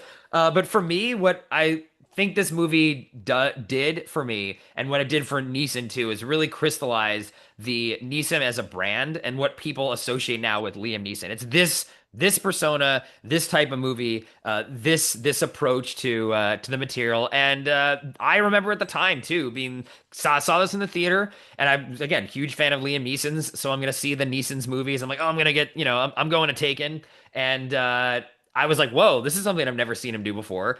And I liked it. I was like, oh, this is great. Like, I like that Neeson's trying something different. And then little did I know that now this basically was his career for 10 years, though maybe now he's switching into comedies after The Naked Gun. But yeah, this I think takes all those things that we were talking about too with Neeson of having a this sense of protective, uncle, father figure, Hmm. rebel who's like doing his own thing. He's not like going to the government to be like, oh, can you help me save my kidnapped daughter? He just immediately going and doing his own stuff, following his own rules, whatever that means, like killing so many different people in this movie. And yeah, I think he struggles with an accent. That's classic Neeson's. And this dude trying to have an American accent, but it's really at the end of the day, like we were talking a lot about his physicality. And that's the first Hmm. time I think they've realized, oh, his physicality actually could work in the vein of action star, and it does. Like you believe that Neeson, Totally. who's an actor who, yeah, I guess he was action in Star Wars with the lightsaber, but that's very different than hand-to-hand combat. I mean, the movies he was doing before this, we talked about Love Actually and Schindler's List, and we'll be talking about Kinsey in a little bit too. Like those are not physical performances. No. But he pulls it off so well in this film. And I have a lot of thoughts about the film, especially now having seen it recently. Hadn't seen it in a while. I think there's a lot of interesting things I can sort of like layer into this thing in terms of political messaging and culture and stuff. But we'll wait a little bit on the actual film. So yeah, what was your Taken thoughts? And had you seen? Were you straight Tooken back in I would, 2009? I have many chairs at home, but I took this chair home for sure. Nice. No, I mean, this was a phenomenon. You had to go to the theaters to see it. It was surprising at the time. That was part of the marketing that, oh, Liam Neeson is doing a movie like this. And this is not like now this has become a brand, and some of these movies are like straight to DVD sort of Right. thing. But this Right. is the first one was like an actual Hollywood movie. And it was well executed. I remember going in droves with friends and all to watch it and having an amazing time. And the big draw of it was him. And we'll talk about the movie and sort of the thriller angle of it. And Hmm. I don't know if all of it totally hangs. I had not seen this movie in a long time, but he is absolutely incredible in the movie and the physicality, like you said. And then there's something about, I guess we've talked about the rebellious and the twinkle in the eye thing. There's those things are present here for sure. But there's also like an obsessive quality to him, which I think this movie kind of really draws on. Like he is obsessed with, the safety of his daughter, but also just being in this world. And there's like obsession, menacing kind of quality to him, which we might talk about in a movie that you might bring up later. Uh, but I think that was kind of fun to see. But yeah, like most Liam Neeson characters, I think I applaud him for his commitment. Like this movie, he could have phoned in, and probably he has phoned in for the last 10 years, Right, right. making just this. But when it started, to him, this was like a real character. It feels like an inside out person that, you're rooting for, and he is, yeah, on a mission. He's serious about all of this stuff, Hmm. but is able to make it entertaining and screen worthy at the same time, through his physicality, the twinkle in his eye, and all of that. So, yeah, it was fun to rewatch this movie after a long time and see where it all started. And because this is how we see him all now. Totally. Yeah, this is Neeson's. If you were to ask, some younger kid, especially like Liam Neeson, like for me, like we talk about Schindler's List and Phantom Menace and Batman Begins, but I think if you Right, talk to anyone like a little younger than us, it's all like, oh, The Commuter and The right. Gray and Taken 2 and Taken 3, that this is now who he is, which is cool to see like an actor do that, stumble into it honestly too. I don't think this is something he necessarily planned to do. Like, oh, I want to be an action star. I think it just sort of It happened. just so happened because the first part of the movie before they go to Paris is actually like a drama Mhm. movie, where there are issues with relationship with his wife or his daughter, and he's, here you're like, what are you doing? Is a bit it's there's a sadness to him Yeah, actually of like yeah, what is going on, and are you gonna be okay? Like I'm sure Liam Neeson was like, oh, I'm signing up for like a drama thriller movie. Little did he know that this will take off, have his own life essentially. right, right, right. Yeah. So on the film, I liked the film a lot when I saw it. I've seen Taken 2, Taken 3, and I come to a lot of these more like straight to DVD type, like the Ice Road. Like I watched Mm. those because I love Neeson's.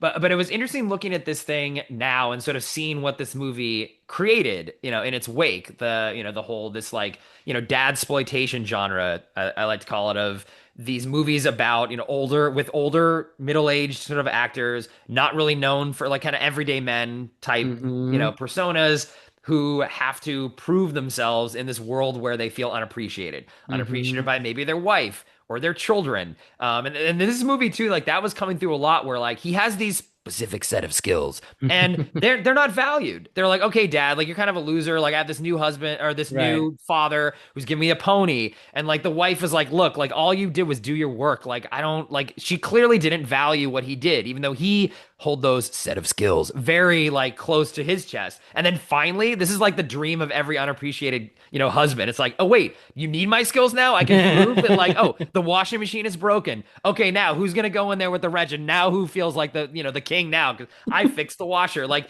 it's kind of that where now he gets to go out there and these skills that were not appreciated, he I'm the now captain now. yeah, he's like, oh, I'm exactly. Yeah, it's like, okay, great. I can now prove myself. And at the end of the movie, they're all like, oh, dad, you're so great, actually. And like the wife is like, whoa, thank God you had those set of skills. And like, Right. they're all patting him on the back, which at the end of the day, I think is what a lot of, struggling husbands and fathers that are sort of in this midlife crisis sort of scenario, that really speaks to them. And that came Yeah. out in this movie a lot to me. And then looking at all these other films that have fallen in its wake, not only the Neeson's ones, but it's like for a while, every middle-aged actor was trying to do their Taken. And see Hmm. like could they have a little franchise that oh, this person we didn't know could do action now can do action. And so it's fun to kind of to go back and kind of see that when it came in its wake. I have some other more thoughts too, but yeah, what are your thoughts on having coming back to this film? Because I probably had seen it maybe once, maybe twice in theaters and once on DVD afterwards, but I don't like come back to this movie a lot. It'd be on No. TNT and sometimes I watch like 15 minutes of it, but it instead of coming to it with a fresh set of eyes this time, I was noticing a lot of different things. But what else? Mm. What was your take on Taken? Yeah, same. I don't think I've watched this since, and I don't think I've watched any of the other ones actually. Because Oh, when I watched it, I was like, this was really fun, but I got it. It's oh and no, so I Taken 2, he gets taken. They took in him. He gets taken. So Oh, that's the twist. What is he okay. gonna do? Who's gonna take? He has to use his special set of skills to save himself because he got taken. Isn't Wow. that a good twist? That's a great twist. I mean, we have to watch You it. got to see Which Taken country are they too. in? Yeah. What country are they in the second one? It's Russians take him to kidnap him. I think if I remember correctly, like as revenge for what he did at the end of this movie, like killing a bunch of Uh, these like gangsters, like they find him and then took in him. Took in him. I love it. No, I mean, in my head, I sort of knew it that this is like a B movie of Mhm. sorts, but when it came out, my memory of it also because I was younger, and I think this movie is more seriously constructed, Yeah. and you can see the intention in it. So I had not placed the B movie-ness of it until I rewatched it. I'm like, oh, this is sort of silly as well and kind of goofy, Mhm. but it's a great time, and you want to see him do all this stuff. But like some of the plot details of like what is happening with the daughter and some of these emotional things that they're going after with their relationships, they're not obviously fleshed out or Right. anything, but that's not the point of the Mhm. movie. And maybe to use what you were saying, that it's good to have a movie like this where, the trauma of relationships and what have you is not overly delved into, just make it loose and then make it all about the action, which feels great. They're actually in Paris or, wherever they're at, which I think adds texture to the movie. It Yeah. makes it feel real, but it's still goofy, and you have a good time and then you forget about it, I think, basically. Yeah, yeah, yeah. It was interesting, and a couple things sort of like stood out to me a little bit in this, which was the character of Liam Neeson.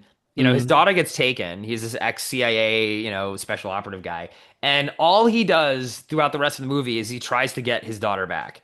That's all he cares about. He's not trying to save other women. He's not trying to stop this international sex trafficking ring. There's several times in the movie that he says, "Look, if you just give me your daughter back, I will let you guys continue to do whatever you want, kidnap as many women as you want. I don't care. I just want my daughter back." In a right. very like interesting, like very, very, very selfish way. And I thought that was very interesting compared to because this is a revenge movie. There's a whole Hmm. genre of these, in the 70s was really big.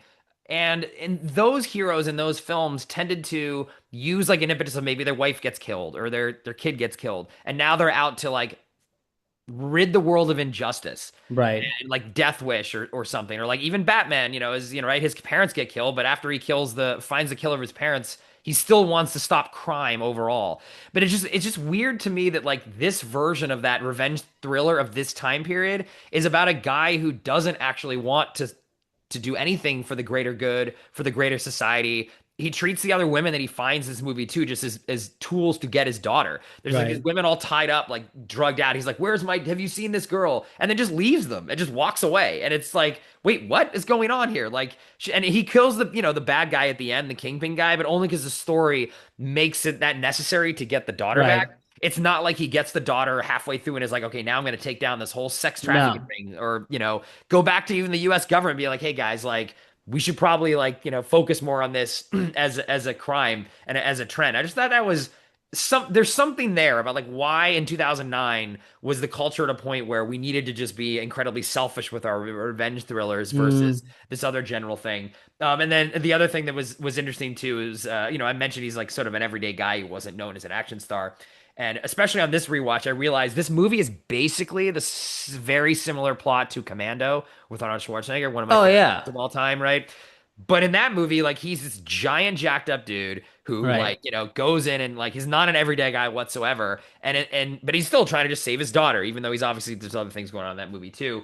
But it's just interesting again that in that time in the 2009, we didn't want like the Arnold to come or to be the Arnold to do the action. It had to be, these frustrated dads around America being like, "Oh, this could be me," and now this was, this was you. This is just Liam Neeson going out there. It could be you, Steve from Cleveland. You could go out Right. there, and, do all this stuff if your daughter was taken. I don't know. Again, I don't have like ends to these threads or anything like that of like conclusions to draw. I just thought those things were very interesting. And sort of the last thing I'll say is I also wonder if, in our culture today, especially online, there's a large fascination with like sex trafficking that Mm, I sort of wonder whether maybe this movie started that. I'll just leave it at that. I just Mm. wonder if this is sort of the beginning of that thing that has now become incredibly mainstream. And again, I'm not belittling sex trafficking. It's a real thing. It's a horrible thing, and we shouldn't be supportive of it. But I think it's the over-indexing of that particular crime. And I don't know. There's something to be about like were these people just watching this movie a lot on TBS and it Yeah, gradually sort of like gone into their minds and it started in Reddit and 4chan and now all of a sudden it's just mainstream. I don't know.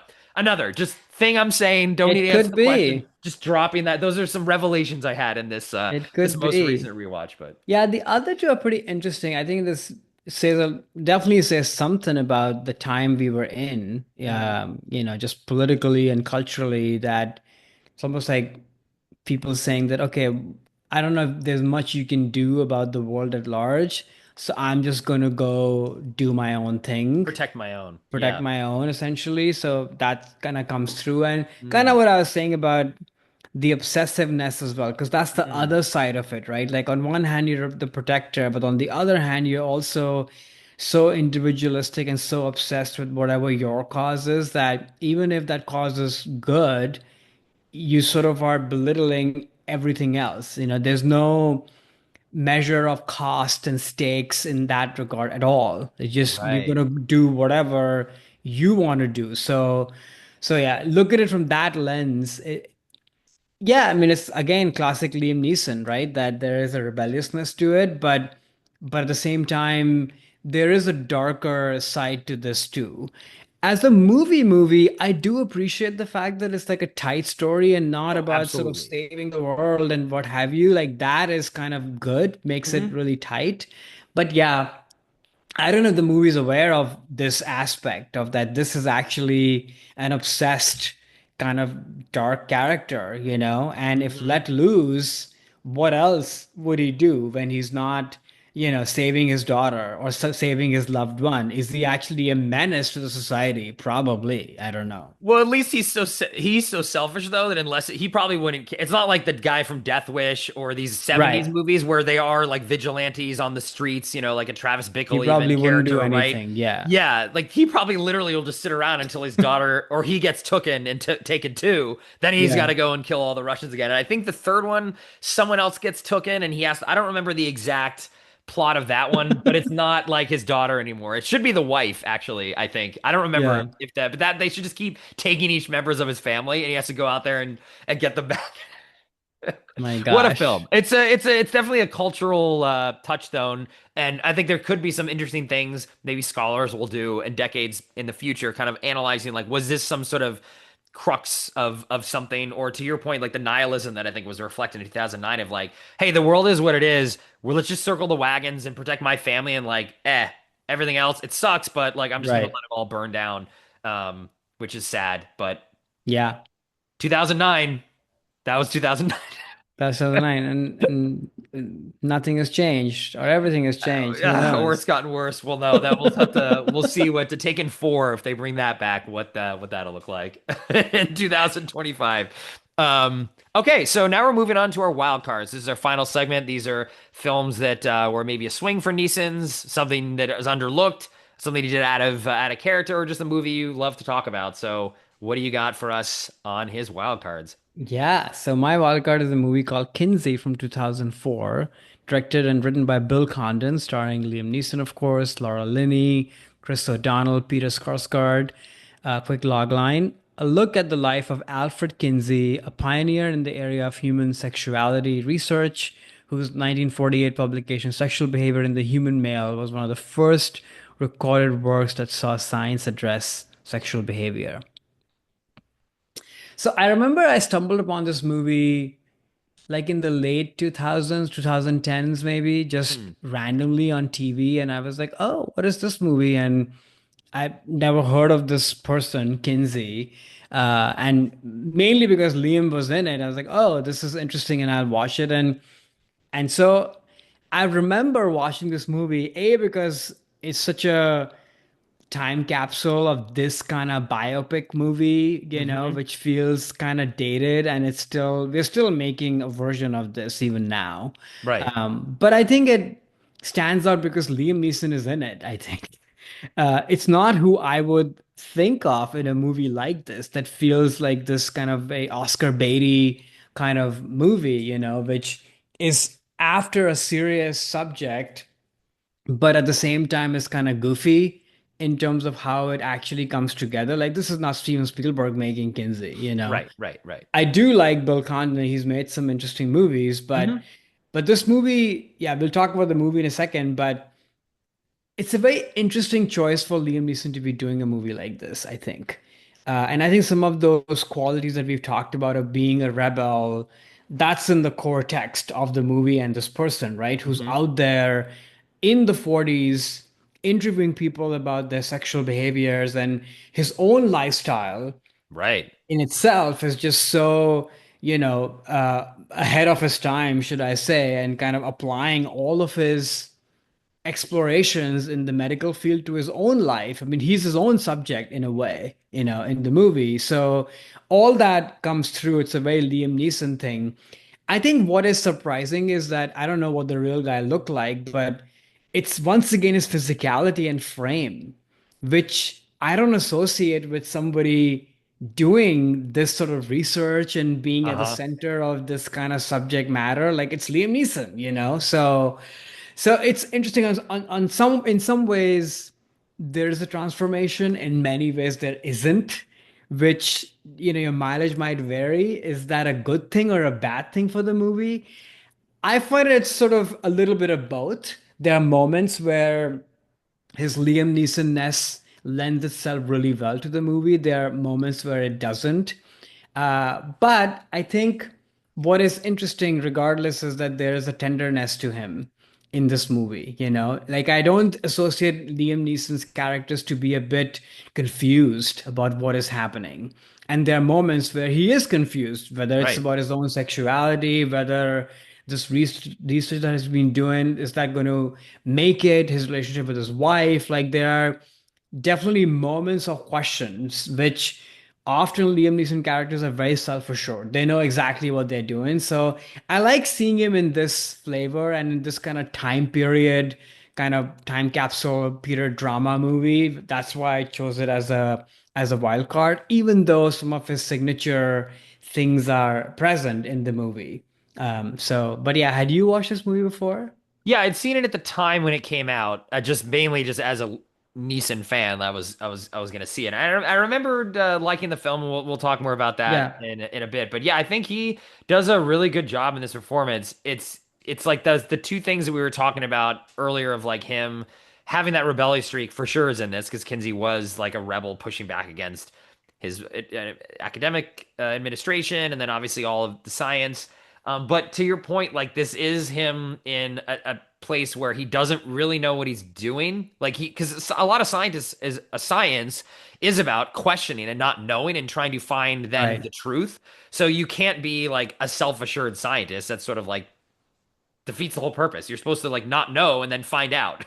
And that is definitely that flavor of Neeson was a new thing, I think, in this of like a guy who isn't like, Qui-Gon sort of knows what he's doing and Descartes and Batman Begins knows what he's doing. And, Schindler has a plan, but in this, like Kinsey just is kind of stumbling in to this brand new field and causing havoc not only in the academia and in the science communities, but also in his own relationship. I think that stuff is super fascinating, actually, Yeah, and when they get into that. And that is something that he doesn't usually do. Play the guy who just has no idea. He just has this desire to figure it out, which I think, yeah, again, is what science is. But he does a really good job. I think his great chemistry with Laura Linney in this film. I think they work really well as this couple going through all the things yeah, that they go through in the film, and he keeps it engaging. I mean, the film is kind of basically like an HBO made for TV movie, to be honest. I feel in yeah, execution, I put that a lot at Condon's feed, but he elevates it like Neeson. It's like his performance is like, not a TV movie caliber in my view. It's like a real film. So yeah, that's yeah. my thoughts on him and him. What are sounds like you're not a huge fan of the film. I It's mean, it's okay, right? it's okay. Yeah, I mean, I'm glad it exists because I Me think too. it's maybe there's a TV show, Masters of Sex, on Oh Showtime, I yeah, think, that's which right. maybe delves in similar, definitely subject matter, but I don't know if Kinsey is featured in that or no. But yeah, today this movie would be made like a prestigious, TV series of sorts. So it definitely feels that way. Yeah, he's really good in it. At the same time, I do find his performance uneven, to be honest. Oh, Like, really? You think it's a little yeah, too like goofy I sometimes or what's something? that? A little too goofy sometimes or something? Something like that, but also like in his moments of frustration and confusion, when he's showing bursts of anger and what have you, it's Liam Neeson. It's like a different character. So I Oh, think I the see. swings between like a mild-mannered scientist to this kind of, big personality kind of guy, they feel very abrupt to me, I think. And some of that is the direction, but I think some of that is also him. And that's kind of what I mean. But like at times it feels like a Hmm, transformation, at times it feels like just Liam Neeson I see. doing this role. So I don't think it fully lands. That said, anything that Liam Neeson does will never be boring. He'll Right. always make it watchable and engaging. So there's that. But as far as the movie is concerned, yeah, it's very much an HBO movie. It's sort of goofy in a way too. Like all the John Lithgow stuff is quite goofy in my mind. Yeah, It's it's him from Footloose again. I'm like, oh, you're being the yeah, Footloose preacher who doesn't like dance and doesn't like sex. Like we've basically seen this that. so many times, you But know? even goofier. And I think that's the signature thing of these movies, that they think that they're making a stately Schindler's List, but Hmm. actually it's not. Yeah. So, everybody is sort of kind of a little bit, there's like a cognitive dissonance of sorts across the movie. And then at times the movie also becomes kind of dull and boring. I know what they were Hmm. going for with the structure of the script, if you will, where you're discovering the whole study through interviews of people. And at first, it's kind of interesting that, oh, when did this happen? And there are a lot of like time jumps to, the story when it started and what have you. And I think that's interesting. But over time, it also becomes kind of dull because there's so many flips of different story points and people being interviewed, but also that trick becomes a little old Yeah, yeah, at some point, I think, and you start to lose track of the different people that are introduced, the people that are helping with the study, the people who are being interviewed and such. So it almost feels like, yeah, this movie is better suited for a TV series because there's so much to do, yeah. or the kind of biopic that I like is when you focus on a very specific moment, as opposed to telling this kind of big, sprawling story of all the challenges. That said, I think, like you said, the relationship between him as and Laura Linney, like that is sort of the center of the movie. And when they are together on screen, always is the most interesting to me, I think. And then I guess the movie does make you think about, I didn't know much about the Kinsey person or the Kinsey scale and all of that. So I think that's very interesting to learn about. And the movie does end up, being a bit of a Wikipedia history lesson of sorts, which I would take sometimes, so yeah, it's an okay movie. It's like a Yeah. perfectly fine, Thursday night or Thursday afternoon movie that you might put on and watch it and learn something and see Liam Neeson play something or not play something else. Yeah, no, I think because I saw the movie when it came out, but I had not heard of who Kinsey was. So I think from an educational standpoint, I think it's important to kind of learn about Yeah. this. And it's a obviously very groundbreaking study that even I don't think has been followed up on too much after that. And the movie does ask a lot of very interesting questions to the audience, I think, especially when it comes to like, what is sex versus love? Right. And what's Open normal, what relationships. isn't, and Right, yeah. exactly. What should be normal? Like he's trying to push the boundaries of his sexuality within the confines of this marriage, and Laura Linney's like, I didn't sign up for this. Like this is not love. It's love is openness at least. Like talk me through like what's going on and what you want to do, and all these things that are now being talked about a lot more, like polyamorous relationships and open relationships and things that at the time, even in 2000, 4, whenever this movie came out, were not as discussed in the mainstream. So I think this movie is interesting from that respect, that it does Hmm. sort of like challenge you when you're thinking about it. But at the end of the day, yeah, it is kind of just a small movie that is nice to watch, but I wouldn't say like you got to run out and see it. I will say one note I did like is Tim Curry, who's amazing, one of my favorite actors. Unfortunately, now not able to act anymore, but fun to see him in this movie playing like the prudish academic who's like, you can't be sexual. He's the guy, obviously, from Rocky Horror Picture Show on the exact opposite. So I'm Right. sure they did that on purpose in terms of the cast. Yeah. I like that. I was like, oh, that's cute. Like Tim Curry's playing like the prude now, being like, oh, you Yeah. can't do this, you can't do this. I thought that was great and always fun to see him on screen. So it was nice to rewatch it. I hadn't seen it since it came out. I only saw it that one time. Again, I think maybe in the theaters or on video shortly Mm. after it came out. But yeah, it was nice to go back and revisit it. Yeah, me too. I had not seen it since the first time I saw it. All right. What is your wild card? So my wild card is a bit of a wild movie. It is Darkman from 1990. This is a movie directed and co-written by Sam Raimi, starring Liam Neeson and Frances McDormand. And the IMDb plot summary: a brilliant scientist left for dead returns to exact revenge on the people who burned him alive. So this movie, 1990, right? So it's very early in Neeson's career, pre-Schindler's List. So he hadn't really decided like what his on-screen persona was going to be. And this movie is very classic Sam Raimi in terms of the over-exaggerated camera movements and very over-exaggerated sort of like goofy acting, I'll say. And I think this movie is interesting for Neeson because he is way over the top, way more intense, way more overly dramatic than he's really kind of ever been. Even in the Naked Gun movie, which is a comedy, he's more of like kind of, playing the classic, Leslie Nielsen more straight man Right. thing, not, like a Jim Carrey pulling faces and things like that. Whereas in this movie, he was straight up face changing, like they say on the Key and Peele skit, straight up, I kid you not, Academy Award caliber classic Neeson's. That was their little review on this one in that skit. But I think he's having a lot of fun too.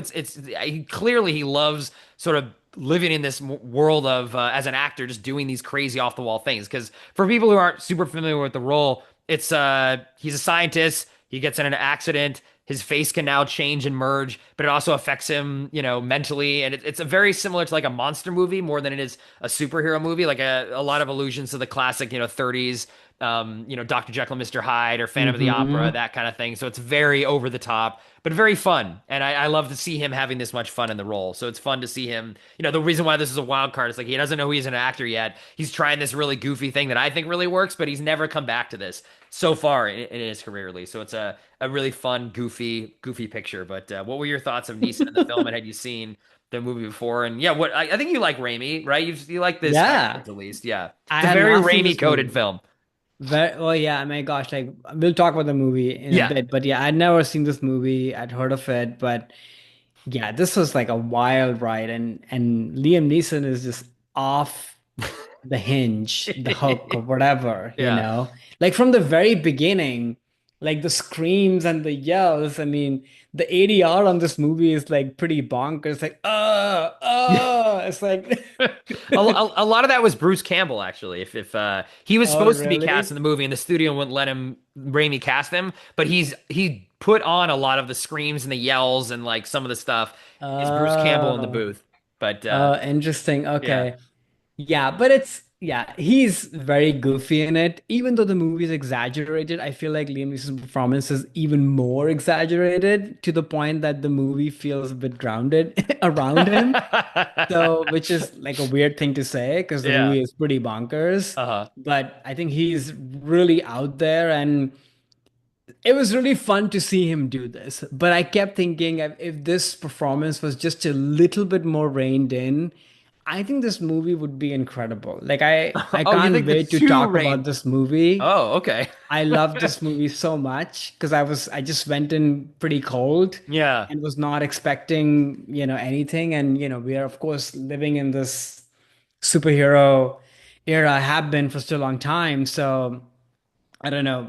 So I guess maybe we can talk Yeah, about the let's jump movie a into little bit. yeah. Yeah. So it sounds like you were a fan of the Darkman then. I loved it so much. I mean, it's to me, not that I'm a comic book person, as listeners know, but this to me felt like a rendering of a comic book on the on the movie Mhm. screen, and it has, and especially knowing that Sam Raimi goes and makes Spider-Man, like all those kind of touchstones are in there. And then I kept Googling that, oh, is Darkman an actual comic? And then finding that this is the original piece of work Yeah. blew my mind. I'm like, oh my gosh, like this is of course getting inspiration from all the movies that you mentioned, but Right. it still feels kind of original and singular and very captivating. The story is told beautifully, I think, and the look of it, all the practical special effects that they create, and like sensibilities of sort of horror and what have you, like, and with thriller and comedy and excitement.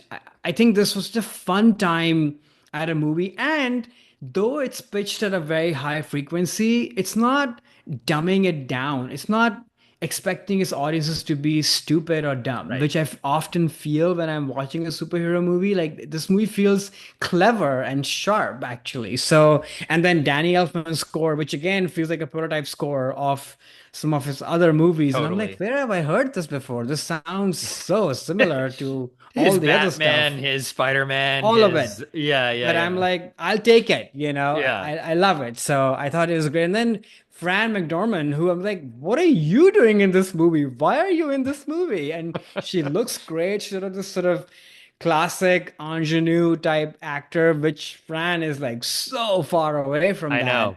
So, but it's fun to see that. So I don't know. I had a ball watching this movie, and I can't wait to watch it again. Yeah, like it sounds like you might like this movie better than I do. So I had seen this not like when I was young, but I saw this probably for the first time in college or like at late high school because I'd heard like a lot of my friends like, "Oh, Darkman, it's so awesome, it's so awesome." And I do like the Army of Darkness so much, and Sam Raimi was like one of my guys when I was in high school.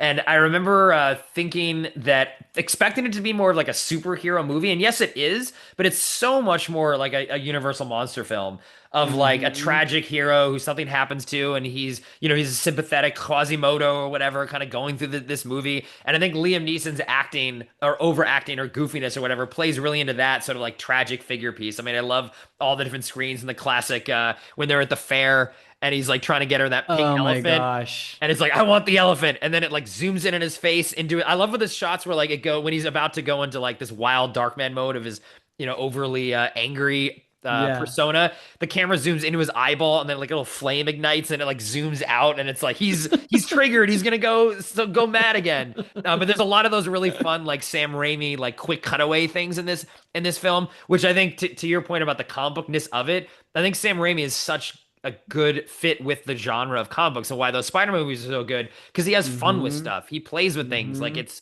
the tone of what you want out of reading a comic. He's able to capture. I think this movie does a very good job of capturing that too. And the action is great and very kinetic. I mean, I love the chase sequence at the end when he's dangling on the helicopter, Great chasing the special guys. effects. Yeah, great. Like a lot of practical stuff that Yeah. Raimi likes to do. So I think it's a very fun and enjoyable movie. Even though a lot of it, like Liam Neeson's behind either other people's faces because he was straight up face changing, but he's like changing his face around or under these rags. Because actually the movie originated because Sam Raimi wanted to make The Shadow and they wouldn't let him Uh, do it. And The Shadow has very similar aesthetics and actually kind of similar powers. He was a radio superhero basically on radio broadcasts, and they eventually made a Shadow movie. But his face is basically covered, much like the Shadow through most of it. But Liam Neeson's eye acting is so good in this movie. Like he has such expressive eyes, and he's able to get a lot of his crazy zany emotions through his eyes. So yeah, I'm glad you thought this was fun. I think it's a movie that does get talked about a lot, but doesn't get seen, I think, enough. And it's mm, even a more minor work in Sam Raimi's filmography. And obviously, the Spider-Man movies way eclipse most of the other things that he's done, and then obviously to like the Evil Dead franchise, like that's sort of what mhm. he's known for more than anything. But I think this is a movie that people should check out. I highly recommend it. I had such a good time. Good. All right. So as we come to the end of the episode, what would you want Liam Neeson to do next? Yeah, this is an easy answer that's probably maybe the same as yours and maybe expected from the audience as well, but I just want him to make another comedy. I think they should do I want another Naked Gun trilogy and I want Neeson and Pamela Anderson to be in that franchise and see kind of how far Liam Neeson can stretch his comedy chops and maybe this is now a third chapter of his career after he put the Taken stuff down for a bit and now maybe he should be our new comedy star because we need one. We need a comedy star in theaters. I think he could be it. So that's I would my be very happy with that. Although yeah. my answer is a little bit different, Oh, okay. even though I love what you said and I would like that too, which is Uh-huh. I would like him to make an actual drama. you know. Doesn't Oh, have to okay. be some super serious subject matter, but like an actual drama, because he is a very good actor, and I'd love to He's see great. him in that light and transform a little bit, maybe make something in Ireland where he doesn't have to worry about the accent, you know. And doesn't have to be a period piece, something modern set in Hmm. today's time as an older person, cast work with, I don't know, Helen Mirren, his old flame, Oh, perhaps. yeah, yeah. That could That could reignite. be fun to Yeah. see. So I want a nice drama from him, actually. Okay, that yeah, I definitely watch that. Anything where he doesn't have to do the an accent, because again, it's just like, even in Schindler's List, I was like, is he I trying to do a German know. accent? I honestly can't tell like what's going on there. No, It's I'm just like, where are you from? yeah, Yeah. it's like what is going on? But yeah, yeah, Neeson's is awesome. Love him, and I can't wait to. I've seen most of the stuff that he does. So really, honestly, anything Neeson's can give me, I will love and I will eat it up. So, Yeah. that's what we hope is next for Neeson.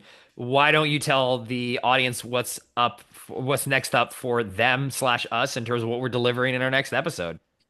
Yeah, so we have a big one coming up. So it's Sunset Boulevard's 80th anniversary, 75th. 75th, Yep. important year. So we're going Yeah. to cover that movie, but also the great Billy Wilder as a director. Yeah, So one of the excited about best. that. Yeah, me too. Really excited about it. And also, if listeners want to prepare in any way, I think actually I'm just reading the Sunset Boulevard might be coming back to theaters Yeah, for 75th anniversary, like new restoration. If folks have never seen it in theaters, I've seen it in theaters a couple times. It's just a masterpiece film. We've covered it on the podcast before. We'll talk about it right. again in a couple weeks. But try to catch it in theaters, and then you'll come in for the discussion on Billy Wilder, who's easily one of the greats. Just One of the so greats. talented, and Yeah. can't wait to get into that discussion as well.